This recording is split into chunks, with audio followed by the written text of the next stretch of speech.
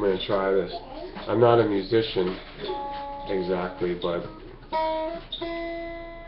I like the sound. I know people complain about my microphone, but let's see if this makes anything better if it transfers.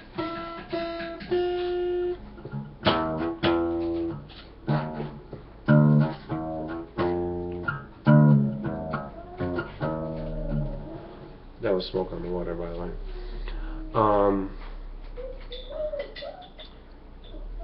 I want to give everybody a blessings that is well wishes to you wherever you are, whatever you do, because I know that it's something spiritual. Every day we're given that opportunity. And can we have quiet on the set? I run a home school and we're expanding it into a private school for children. Hello? Do you hear me doing the video, everybody? What do you guys play? What's the game you play? Quiet game. Quiet game. Quiet game.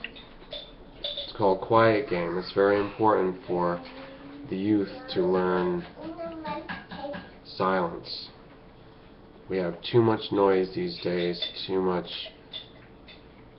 activity that is pointless. So I teach them meditation. It's something that I wish they would have put more emphasis on in the public education. So I did public school, and you could say that's a little bit of the reason why I'm messed up. Today's message is being humble, admitting to your mistakes. And I know that the system wasn't perfect, but I can't push the problem to outside of me. It's something in myself also. It's mutual. So, what game are we playing? Okay. I could have done better, and I'm trying to do better now, like taking the past, forgiving and understanding it, and being in the present. Now I'm being a teacher to the children that are around me, and also I have adults that I'm working with. So every day there's interpersonal challenges. Like I said, there's always some great, wonderful thing that's going to happen by the power of the Spirit for you, wherever you are. You don't have to be a religion per se. You don't need to belong to that, because then you're going to be under some kind of dogma, under a preacher, under a system that obviously is flawed, because look at the world today. But we're entering into a new world where we understand the things of truth. And see, now I was using the guitar as a crutch, and you put on your little disguise, and that is your crutch too. But I try to be as real as possible and say that I look at the world in my belief system, or you could say cosmology, and I see that as we are all human beings having this incredible, precious life experience. Your life is precious because if you don't have it, you're done. You're dead. Like, take death seriously. So before you reach that point, God forbid if you do die, but while you're alive, appreciate every moment. It's so incredible. I mean, literally, life is not a figurative miracle. It is a literal miracle. You don't have to look that far and say, well, I've got to walk on water today. Just live your life. Touch somebody in a good way. Make an impression on them.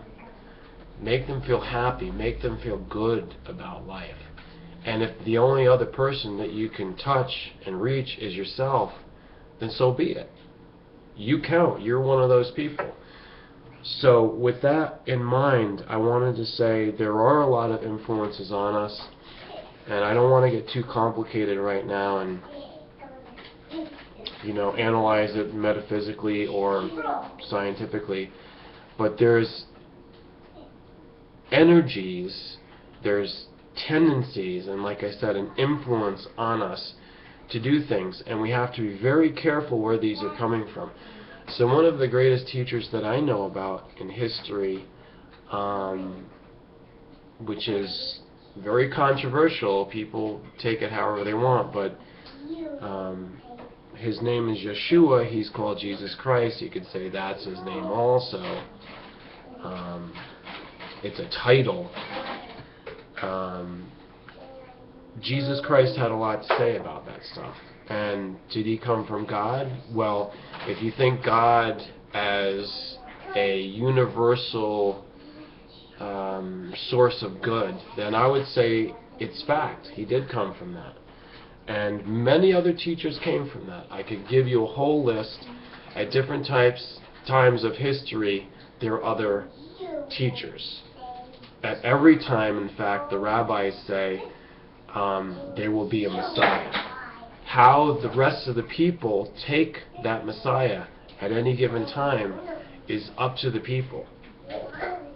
And the Messiah can't blame the people, and the people can't blame the Messiah. It's how they work together that is going to define the age and the generation. Just as during the time of Yeshua, Jesus Christ, in that time of the Roman Empire, we have a story in the Gospel and the Bible. And this was a story.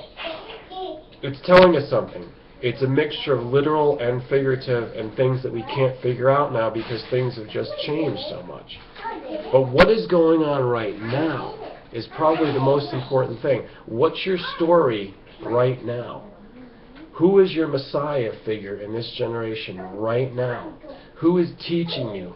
Who is having a positive, good effect on you to talk with you and be with you? Who are these figures? Because, by the way, a Messiah never arrives alone. A Messiah always arrives with predecessors, announcers, trumpets going off in the spiritual realm. The celestial orbs are making a sound, and you can hear it if you tune in and if you pray. I want to tell you something. Charlotte keeps telling me.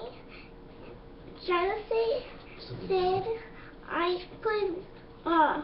He did put a thing on my mouth, but I didn't. She wants you to be careful. Yeah. This is what he Okay, did. I've got to go because I got to give a lesson to the little Dad, ones. This is what he did. That wasn't there before. Are you a beaver? Are you part beaver? Beaver.